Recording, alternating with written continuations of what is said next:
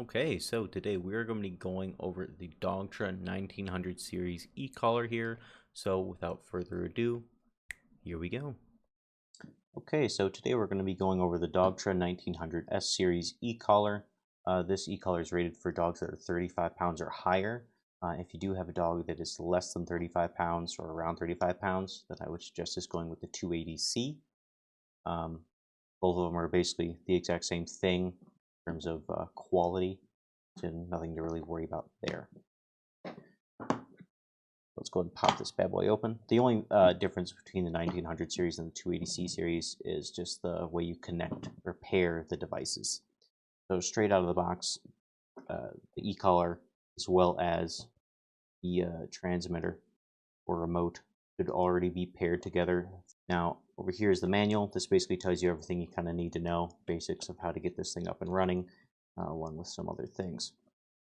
Now right here, we have a couple different items. So this being the charging cable, pretty self-explanatory here. Basically just plug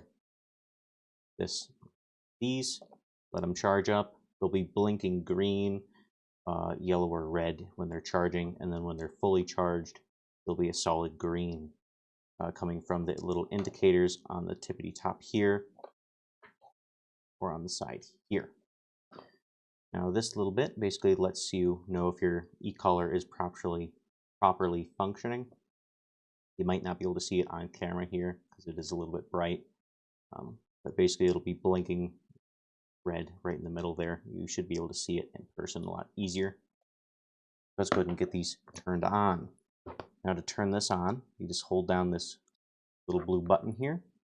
A little indicator here turns a solid green, and then it'll just be continuously blinking either red, yellow, or green. Blinking green, that means it's on a good full charge there. If it's yellow, medium charge. Red, it needs to be charged. Let's go and move that to the side. So here is your remote. The way you turn this on, just like the other collar here, hold down the blue. So it turns on, that'll turn a solid green or red or yellow depending. If at nighttime you're having issues with seeing, you can just tap the power button, hold it for like a couple seconds, and then it will change the LED screen to basically display a light blue whenever you're switching around or using the remote at all. That way it's a lot easier to see at night. Now this does come with a lanyard as well as a belt clip. You have to attach these yourself. It's pretty self-explanatory on how to do that. The next thing we want to go over here is the rheostat dial. That's how you call it. Basically, it just lets you switch from all the way from 0 all the way to 127 on the stimulation. Now, before we get into that, let's go ahead and go over the pager here. Pager is pretty simple and self-explanatory here. Basically, it means it's going to also make little beeping noises as well as vibrating for as long as you hold it. Now, how you know that this is actually going off is two ways. You'll see both of these light up green here, as you can see. Top here and up top over here.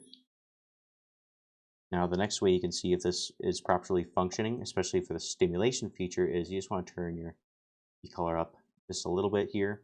You're then going to connect this little device to the contact points. You're going to go ahead and just start using the constant.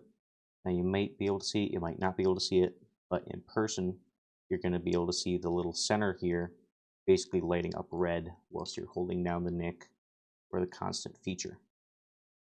Might even, yeah, it doesn't work with the vibrate, so you want to make sure you're using the constant. You'll be able to see a little red line going up over there. Obviously, another way you can test it is just by turning up your e-collar stim just a little bit and letting it go.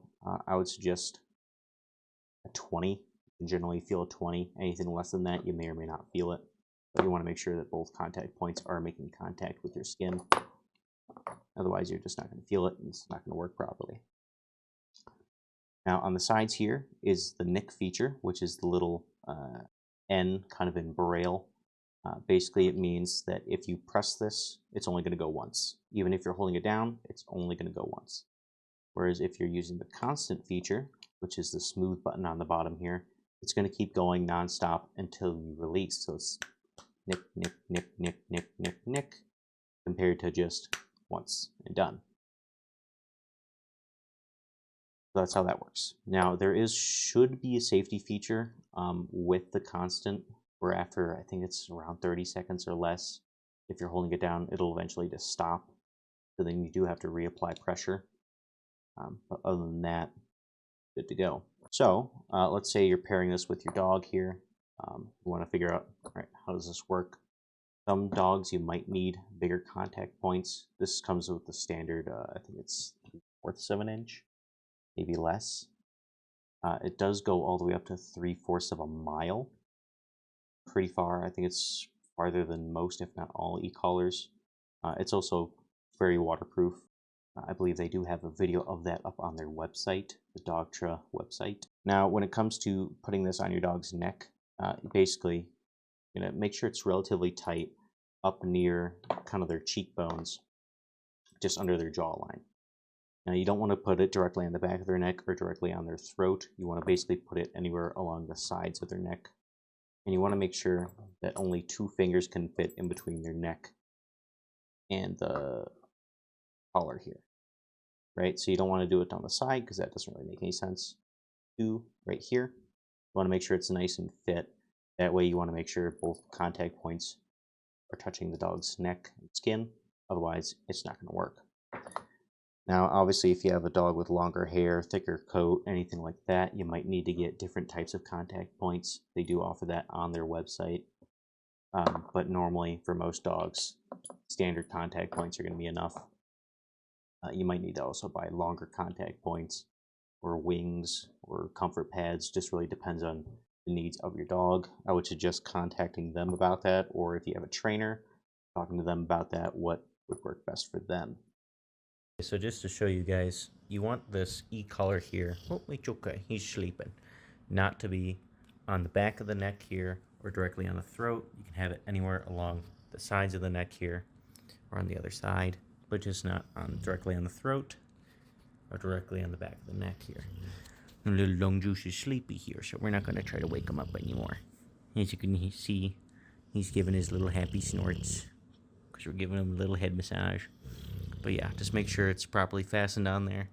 Oh yeah, he likes those head massages. Make sure it's properly fastened on there. You basically want to be able to stick 2 fingers in between this e-collar here and have it be nice and snug and fit. So not flat like that, but like that. I know, I'm waking you up. I'm sorry. All right. Now, in terms of this, you don't want to be having this on your dog 24/7. Take it off before bed. Make sure you're getting it charged, obviously. Should be a very quick charge. If you are leaving this on your dog for, I'd say, more than 3 hours, constantly rotate it. Constantly. So if it's on there for 3 hours, move it to the other side of their neck. On there for another 3 hours, move it to the other side of their neck. Right? This is going to help ensure maximum comfort for the dog, as well as no irritation on their skin or anything like that. Make sure you do properly learn how to pair this with your dog. So normally what I would say is to find their working level. Start off at a 1. Give a stim. If they don't react to it, go up to a 2. 3, 4, 5, 6, until they eventually kind of look around or give you a sign saying, hey, I noticed that. Generally, the pager is a lot more stimulating than the stim, especially early on with this. Obviously, if you're going really high up on there, then it's obviously going to be a lot more stimulating to them than the pager, but generally the pager is going to be a lot stronger than the stim. So just be aware of that. If you are using the pager, be a little bit more careful, because obviously it could be more stressful for them because you can't really control the level the pager's at. Now, the thing I like about this e-collar is that it comes with textured grips, so even if your hands are wet or slippery or cold or anything like that, it's pretty freaking easy to hold there. If you have any questions, comments, or concerns on this, either reach out to them or me. Happy to talk to you about it. Very simple to use, though. Later on, we are going to be going over the 200C, the 282C e-collars there. But again, if your dog is smaller than 35 pounds, get the 280C. or the 200C. Now, if your dog is greater than 35 pounds, you can get this. You could use the 282C, or sorry, the 280C or the 200C. Obviously, there's the 202C or 282C or 1902S. That basically means it's a 2-dog system there. So you could have one remote, 2 collars, and the only difference between this remote and, say, the 1902S is the 1902S is going to have that bottom button available, and that's basically the pager for the second remote. Anyhow, though, if you do have any questions, comments, or concerns, please do let me know. Good luck with your new e-collar.